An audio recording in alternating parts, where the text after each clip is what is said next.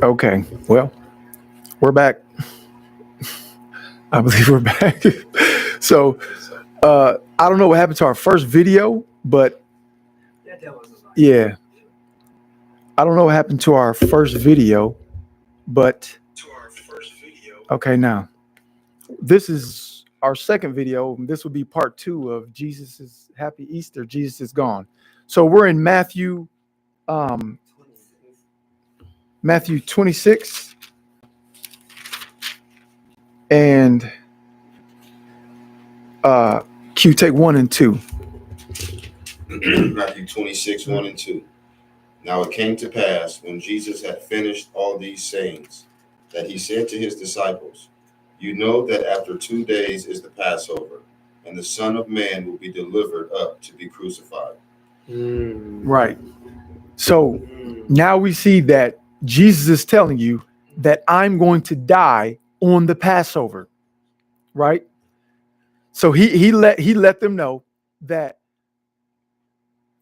even back, this is at least I don't know the exact time, but it's at least 2,500 years, 2,000 to 2,500 years, I believe so, before Jesus came, that they celebrated the Passover, and they were still celebrating the Passover at that time. So Jesus is saying that the Passover that you guys celebrated is when I will die. Is when I will die. This is why on the 14th day of the first month, which the first month of the on the Hebrew calendar is called Nisan, and it is in like the end of March, April. So we don't know like the exact date, but it's basically April time, like the very end of March, April. They like run overlap our months, our months. So it's supposed to be on the same. Basically, if we would do the American calendar, the second Sunday of the of in April, he said the 14th day of no. That's when he was going to be killed. That's when he was going to be killed on the Passover, and that was all they were commanded to celebrate was the Passover. They were never commanded to celebrate the rising of Jesus from the grave. They did that because they started to gather together because Jesus rose on Sunday, right? He rose on a Sunday, and they just started gathering on Sundays because that's the day that Jesus rose from the dead. So they kept that tradition throughout the years, but they weren't commanded to celebrate the rising, the death of Jesus on Sunday, because he wasn't crucified on a Sunday. He rose on a Sunday. He didn't die on a Sunday. So if we even count back, and then they're saying in the comments that he didn't even, Good Friday is not even 3 days, right? I was just thinking, Friday and rose Sunday. It doesn't make sense, does it? Doesn't make sense. It doesn't make sense, right?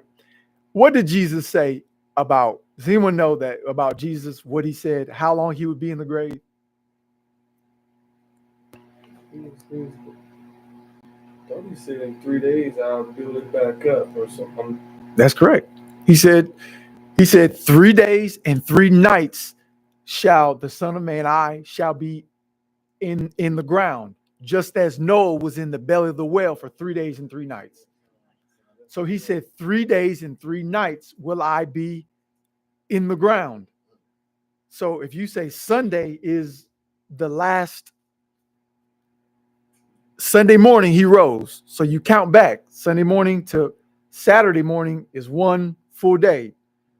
To Friday morning is the second full day.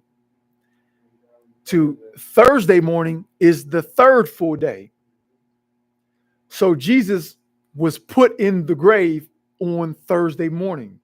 That means he was actually crucified They call it on a Jewish high day, which is a Wednesday. He was crucified all that day Wednesday is when Jesus was crucified. So you count Thursday to Friday, Friday to Saturday is 2, Saturday to Sunday is 3. That's 3 full days and 3 full nights. This Good Friday stuff, it all comes from ancient Babylonian. And now turn to Genesis. Now we're going to let you guys know where this came from. If you guys weren't on our first live, which got cut off, we talked about we're turning over to Genesis 10.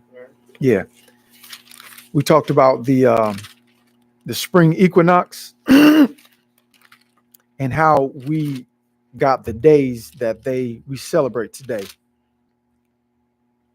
Genesis 10, verse 8 through 12. Take that, Q. All right, Genesis 10. Yeah, 8 through 12. Starting with 8. Okay. Cush begot Nimrod. He began to be a mighty one on the earth. He was a mighty hunter before the Lord. Therefore it is said, like Nimrod, the mighty hunter before the Lord. And the beginning of his kingdom was Babel, Erech, Assad, and Calneh, and the land of Shinar.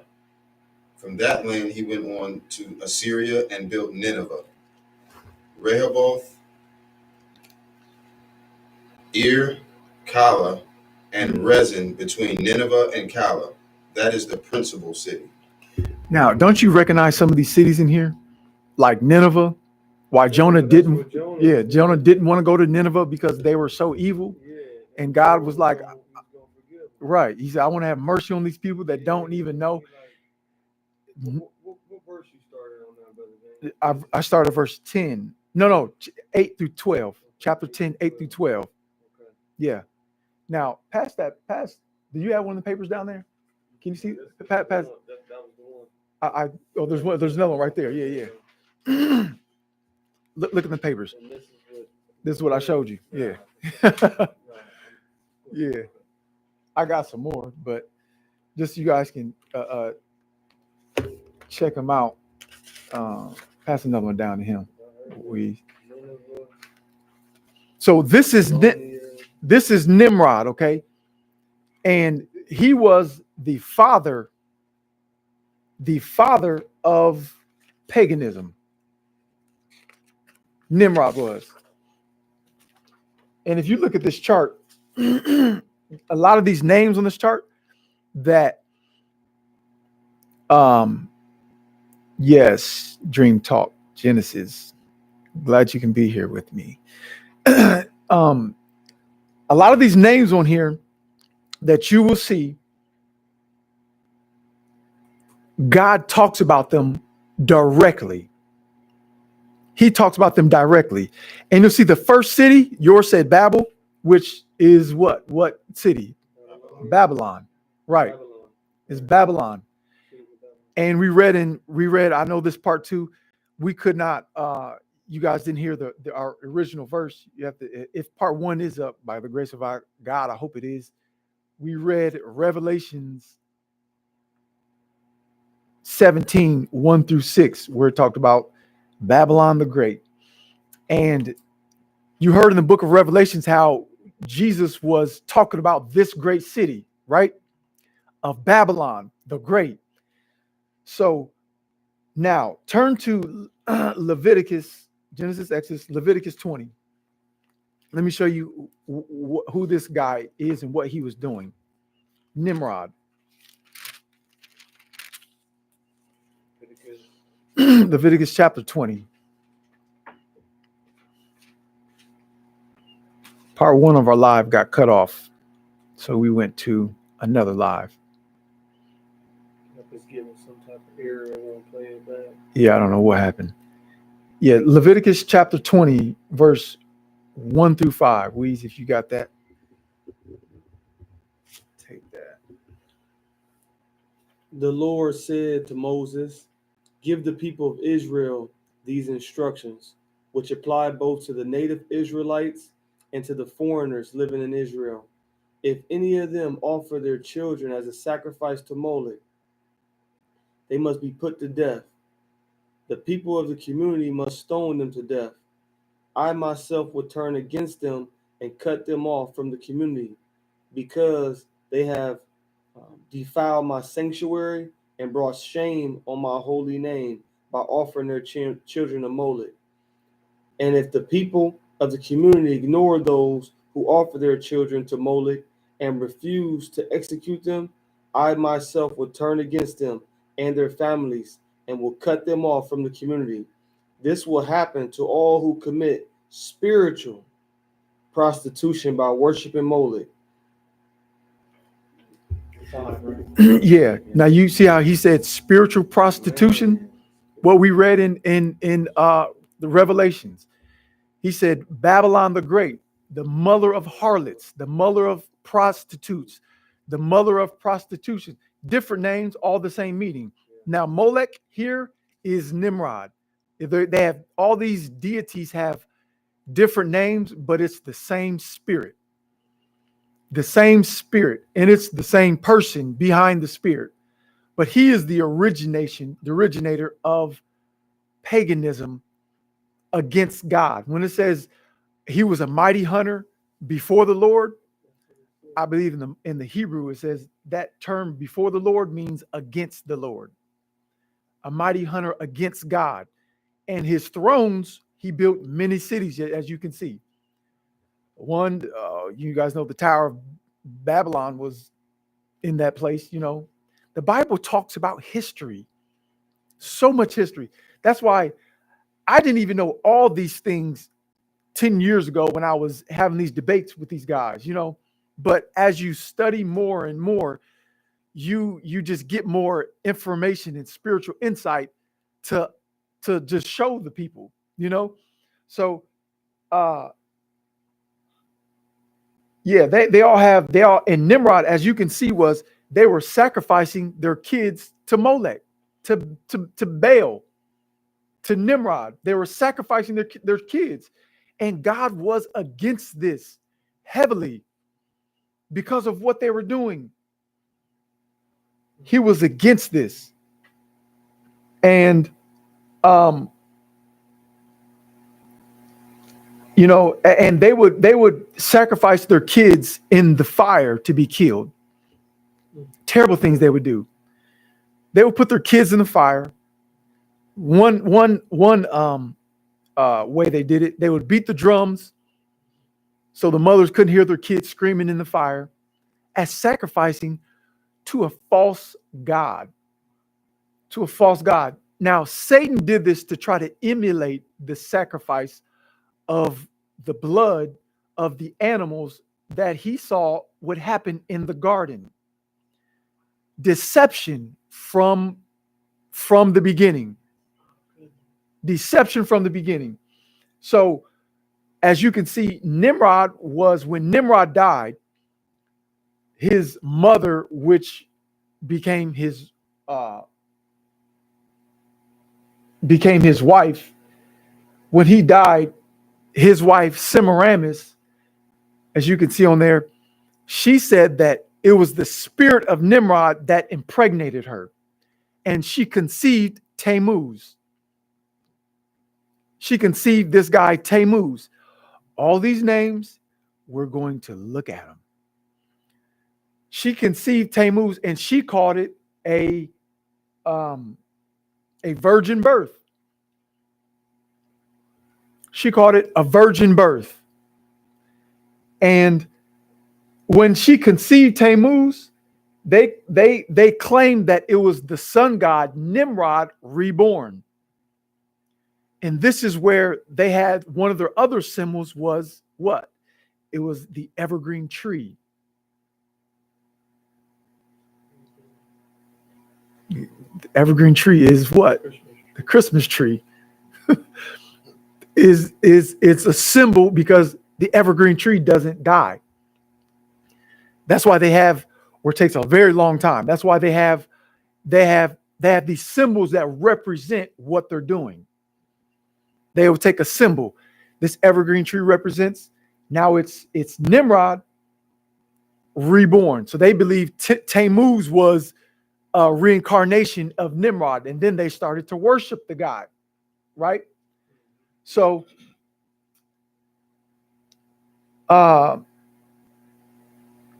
they had the original pagan festival of Easter was a for lack of a better word, it was an orgy, like a sex orgy, and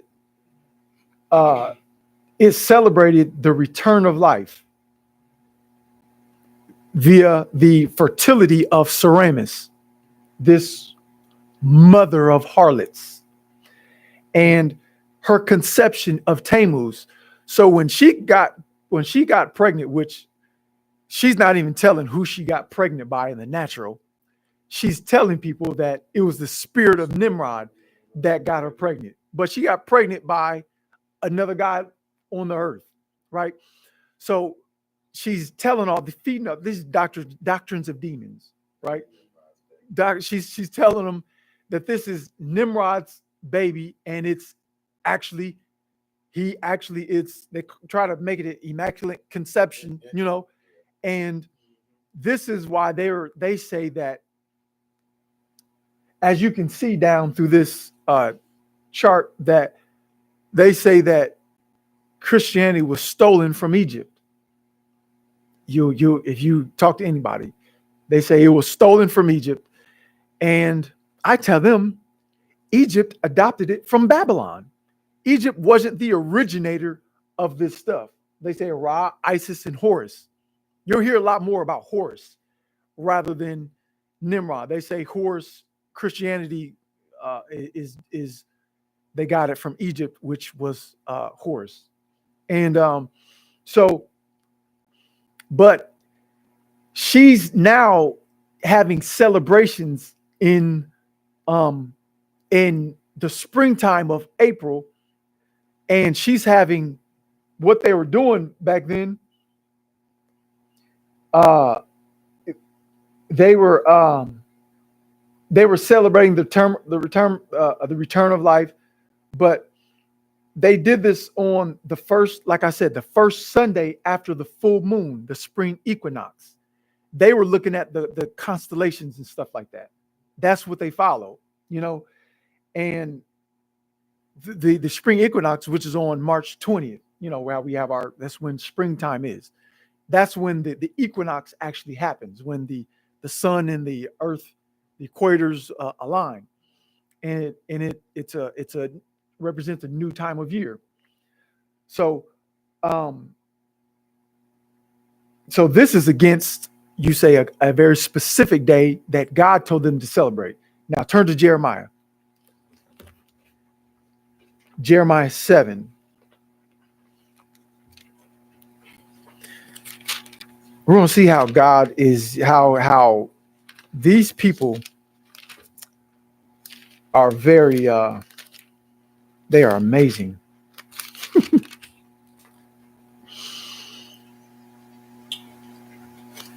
Jeremiah 7,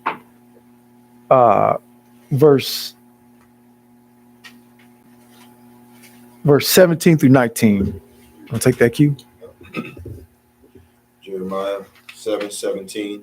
17 through 19. Yes. Do you not see what they do in the cities of Judah and in the streets of Jerusalem? The children gather wood, the fathers kindle the fire, and the women knead dough to make cakes for the Queen of Heaven. And they pour out drink offerings to other gods, that they may provoke me to anger. Do they provoke me to anger, says the Lord? Do they not provoke themselves to the shame of their own faces? Go on more.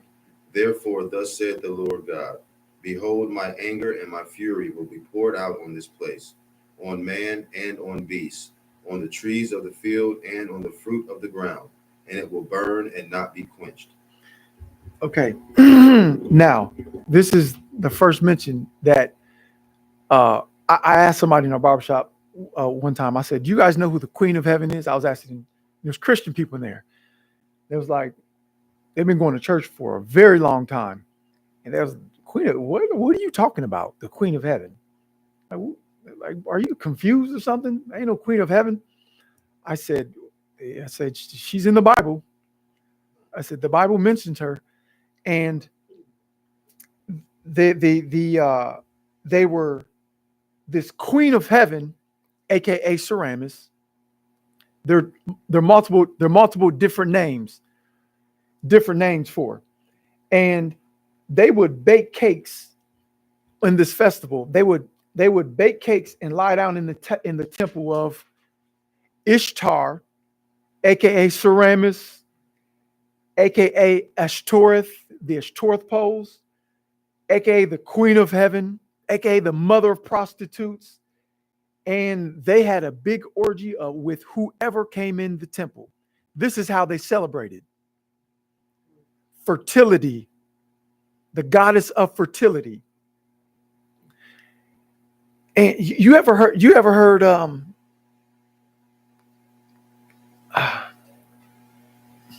wait till he comes in here because he has a daughter.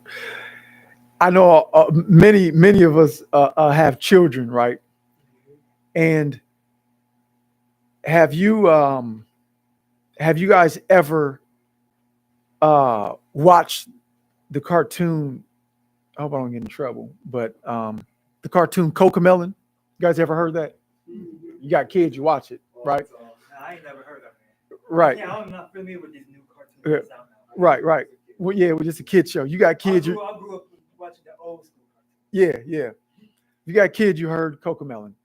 And this really struck me. I'm like, but you know the one episode, hot cross buns, give them to your daughters, give them to your sons. Give them hot cross buns. They're saying, give them to your daughters, give them to your sons.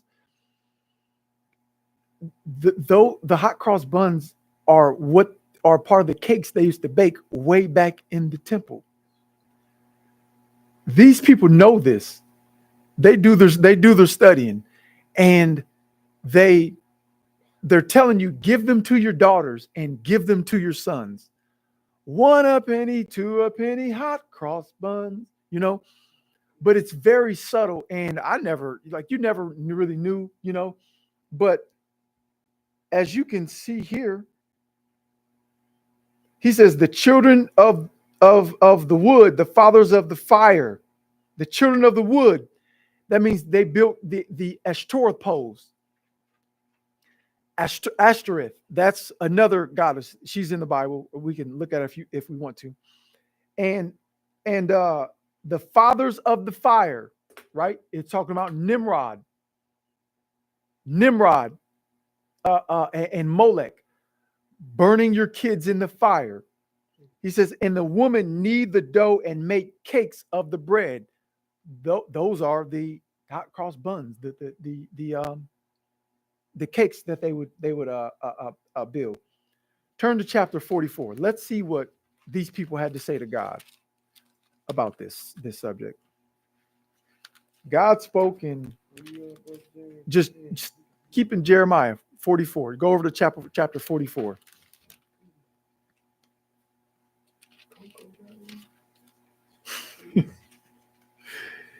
Yeah. And as you heard in the first, I don't know if the people heard in the first episode, I don't talk about these subjects. It's been 3 years since I talked about these subjects.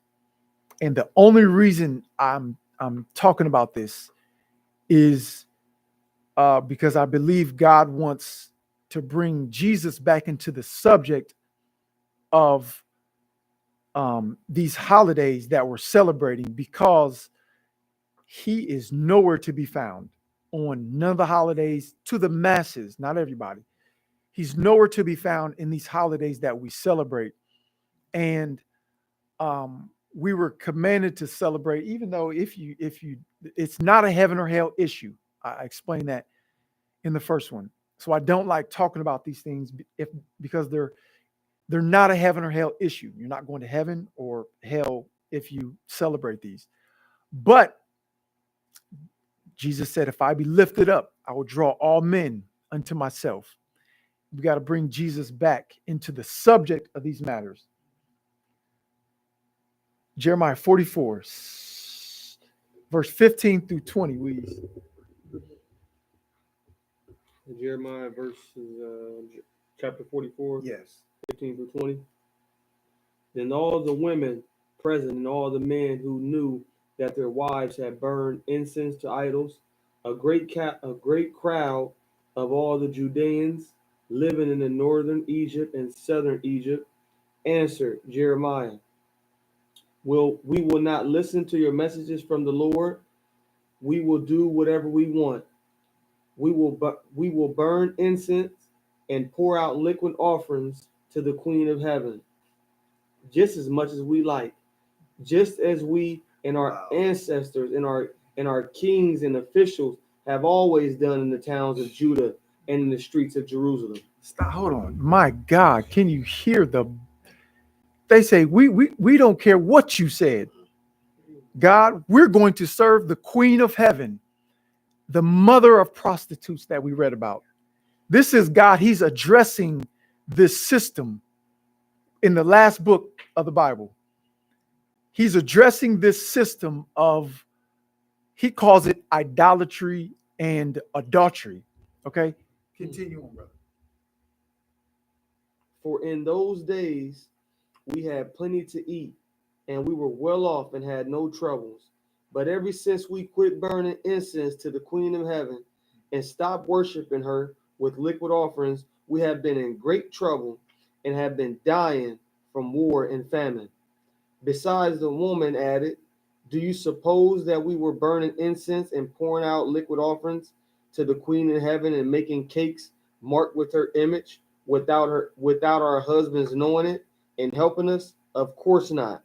Then Jeremiah said to all of them, men and women alike, who had given him that answer, do you think the Lord did not know that you and your ancestors, your kings and officials, and all the people were burning incense to idols in the towns of Judah and in the streets of Jerusalem? So 21. Yeah. So, stop there.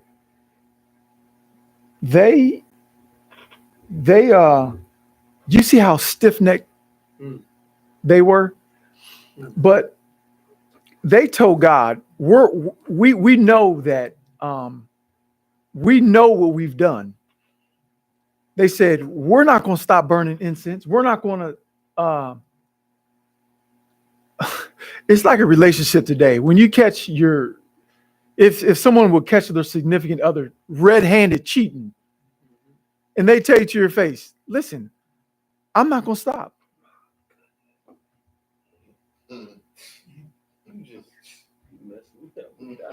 I'm not going to stop cheating. I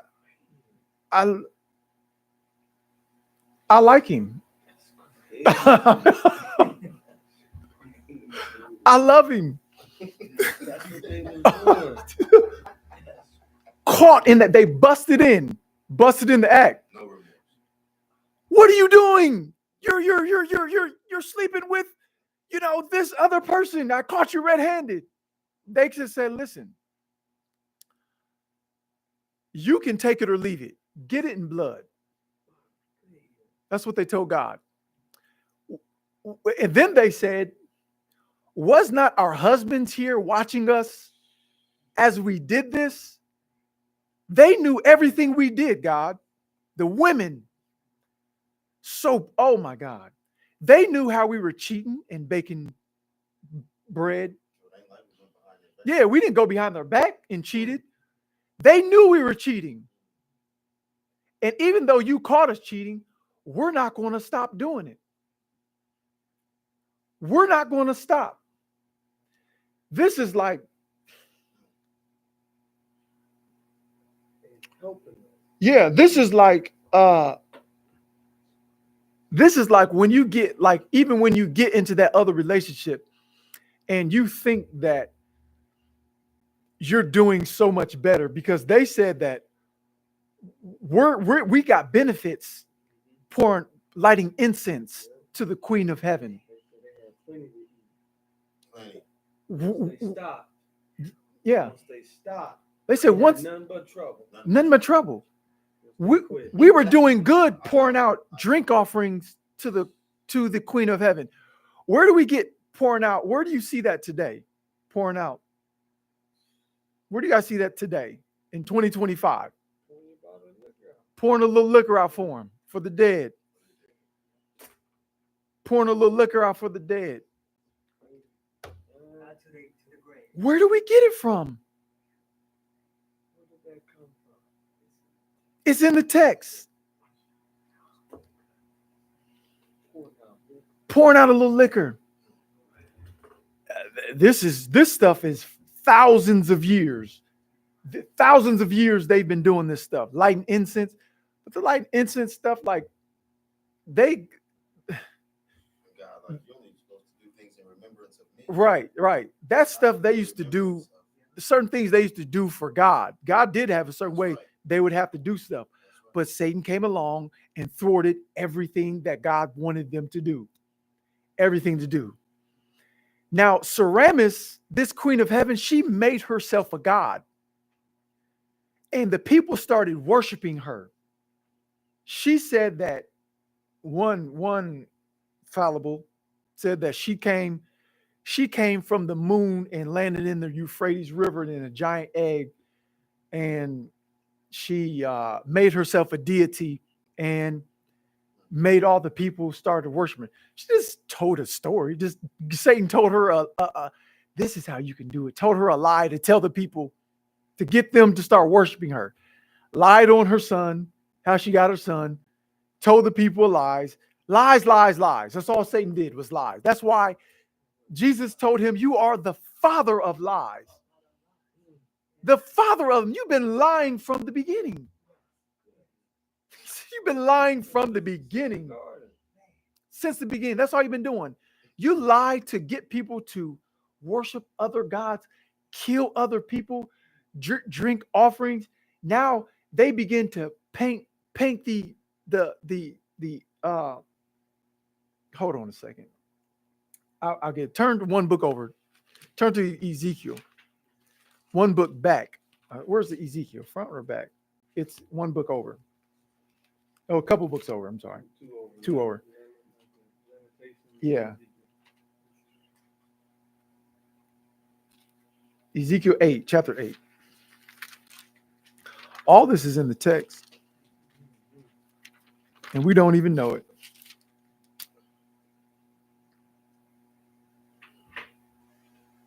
Absolutely right. When someone dies. Ezekiel 8, you take 14 through 16. Ezekiel 8:14 through 16. So he brought me to the door of the north gate of the Lord's house. And to my dismay, women were sitting there weeping for Tammuz. Then he said to me, have you seen this, O son of man? Turn again, you will see greater abominations than these. So he brought me into the inner court of the Lord's house, and there, at the door of the temple of the Lord, between the porch and the altar, were about 25 men with their backs toward the temple of the Lord, and their faces toward the east, and they were worshiping the sun toward the east.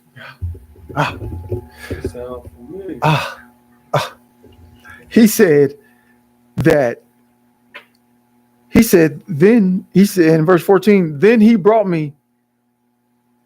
But even verse 12, he said to me, son of man, have you seen what the elders of the house of Israel are doing in the darkness? Each at the shrine of his own idol. Now they're making their own idols now of these figures. They say the Lord does not see us. The Lord has forsaken the land. Again, he said, you will see them doing even more detestable things than this, Ezekiel. That's when verse 14 says, then he brought me to the entrance of the north gate at the house of the Lord, the house of the house of God in church. He's saying, and I saw women there sitting there weeping for Tammuz. You guys can see him, right? Sing.